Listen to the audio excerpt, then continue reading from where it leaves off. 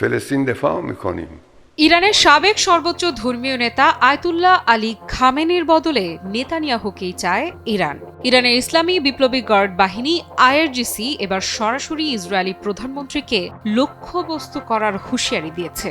তাদের ভাষায়, এই যুদ্ধের মূল দায় যার, তাকে খুঁজে বের করেই উপযুক্ত শাস্তি দেয়া হবে।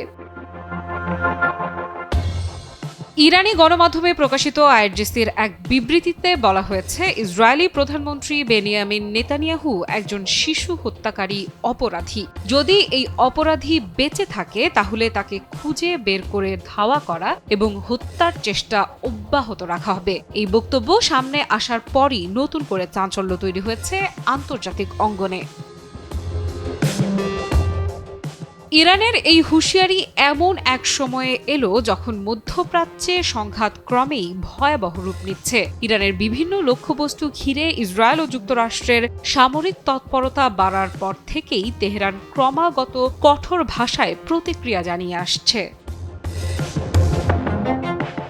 তেহরানের মতে, মধ্যপ্রাচ্যে চলমান রক্তপাতের পেছনে প্রধান দায় ইসরায়েলি নেতৃত্বের, আর সেই নেতৃত্বের কেন্দ্রে আছেন বেনিয়ামিন নেতানিয়াহু। তাই যুদ্ধের দায়ও তার কাঁধেই বর্তায় বলে মনে করছে ইরান।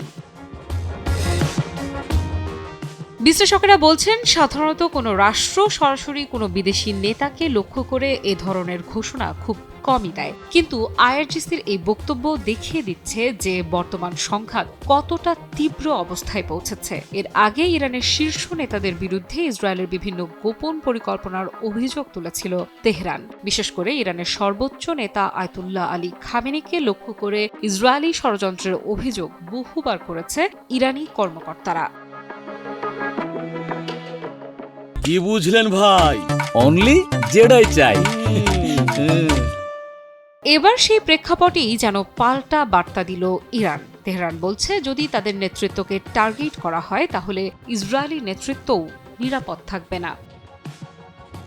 আফরিদা ইফরাত, নিউজ 24।